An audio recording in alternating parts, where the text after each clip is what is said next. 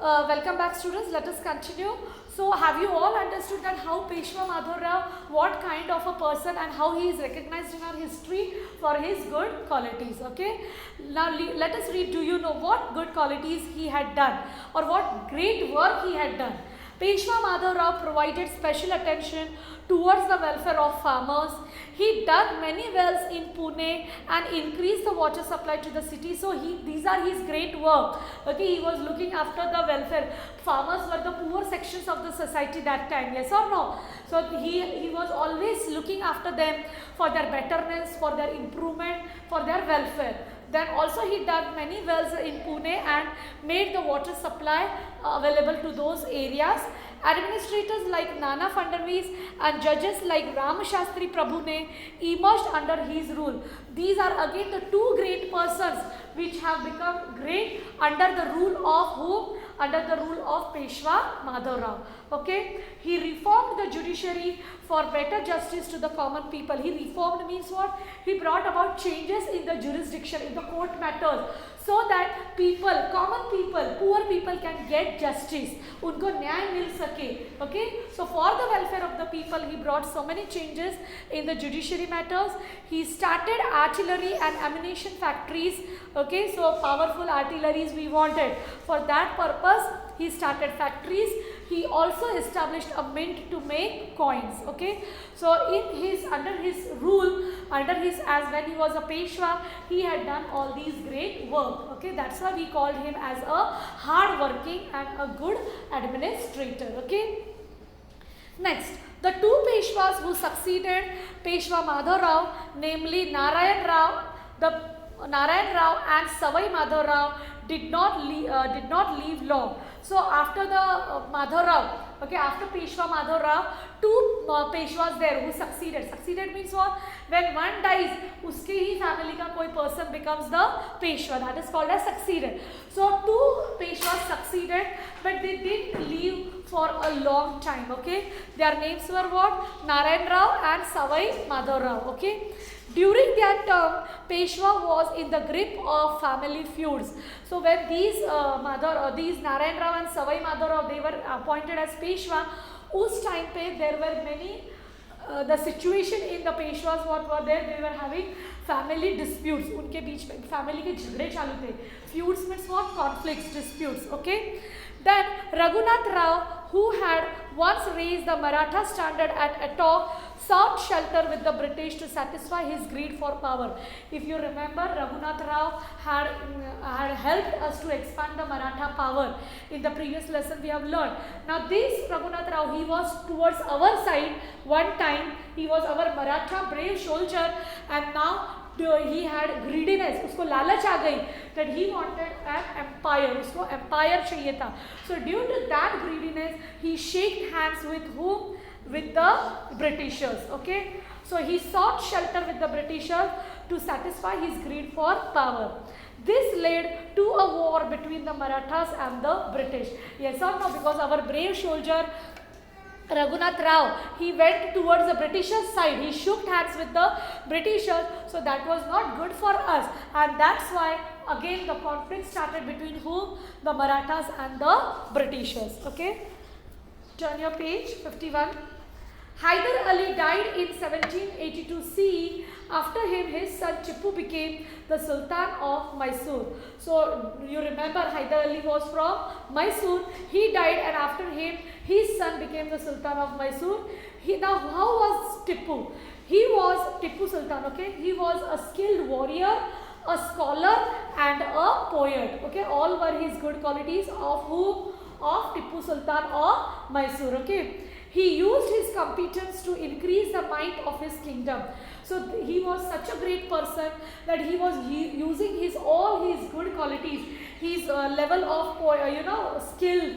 He was using all this skill for the betterment of his kingdom, so that his kingdom should be better in all the ways, or to increase the power or the strength of his kingdom. He established contact with French and shook the foundation of British supremacy. He died in 1799 CE in a battle against the British. Now what happened? He was a very smart person. He was a very smart person, and due to his smartness, what he did, he shook hands with the French. Okay, he shook hands with the French, and with the help of the French people, he he shook the foundation. British की जो foundation था उसको हिला के रख दिया, यानी he gave a tough fight to the Britishers, and this way the British supremacy was going on decreasing. That way he did, and he died, but after that he died in 1799 in a battle against the British. Okay, so that was about his death, and during his period, whatever work he did, he was just against the Britishers, and he was doing whatever work was for the sake of welfare of his kingdom. Okay, next is the Maratha supremacy rises once again. So after the battle of Panipat, we have lost our supremacy, yes or no? Then how again it rules? Let us see. It is very interesting, listen carefully.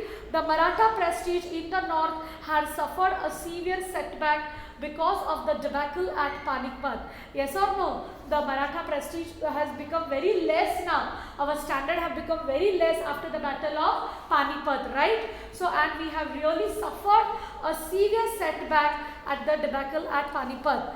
Then Madhav Rao dispatched Mahaji Shinde, Tukoji Holkar, Ramchandra Kanade and Visaji Pant Biniwale to re-establish the Maratha rule in the north. So these are the people who were sent to the north to re-establish our supremacy again back in the northern areas. Okay, the Maratha army defeated the Jats, the Rohilas and the Rajputs. Again we started establishing our power by defeating these people in the north. The Marathas restored the Emperor Shah Alam to the throne of Delhi under their own protection. Again, not only we defeated these Jats, Rohilas and all, but also we helped the Emperor to get back him to his throne. Okay, so Emperor Shah Alam got back his throne of Delhi under whose protection? Under the protection of Marathas. Okay, the Maratha power was revived in the north. So again, what power we have lost in the northern area, we again established our power, we again revived our power in the north. Okay, the Marathas suffered a heavy loss in the battle of Panipat. Now see, this is very interesting, you will laugh at this. The Marathas suffered a heavy loss in the battle of Panipat. Abdali's army also suffered loss. Now in the battle of Panipat, fight was between whom? Fight was between Abdali and Marathas, and we had lost, we were defeated. And who had won the battle? Who had won the battle? Abdali, yes or no? So he had won the battle. So why he should suffer the loss? No. He had won the battle only for the name purpose. सिर्फ उसका नाम हुआ था कि मैं battle जीता हूँ, but he also suffered heavy losses. He's also many people had died. His soldiers had died. He also had suffered the property loss. Okay, so also he has suffered like us. He has also suffered like us. Only for the name's sake he got the title that he has won the battle. So he was also, his strength was also lowered like that of Marathas. But Marathas, even after the loss, we were reviving, we were re-establishing our Maratha strength. But this Abdali, he has suffered losses. He did not benefit financially in the battle. After every battle, we get something in return. But usko kuch bhi nahi mila. He was like Than Gopal. Okay, nothing came in his hand. Okay, even if he got the title that of the winning, but nothing, financial benefits, nothing came in his hand. In fact, Abdali or his descendants did not muster enough courage to invade India again. तो उल्टा क्या हो गया? After the battle of Panipat, Marathas again they started re-establishing their power. So looking this, now the Abdali, he did not had the guts to think of invading India again. Not even he, and after his followers, his succeeders were there. Even they did not had the courage to come to India and invade India. That much he was, he had lost, and he has been understood the importance of Marathas.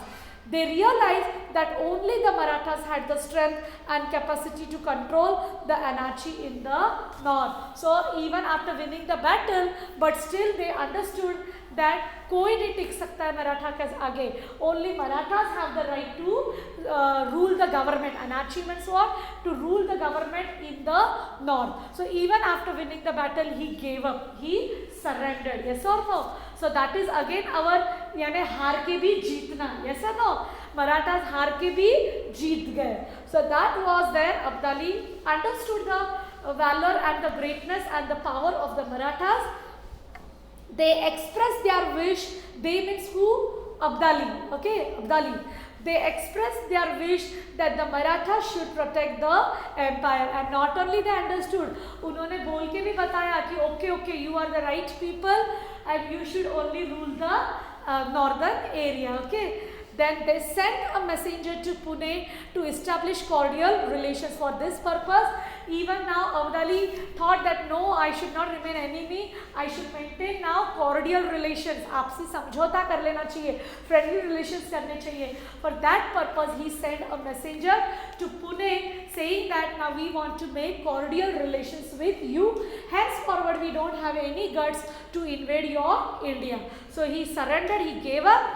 It is important to note that Marathas overcame the great defeat at Panipat and successfully revived their supremacy in the politics of the north. Yes or no? इतना बड़ा defeat हुआ था पानीपत में.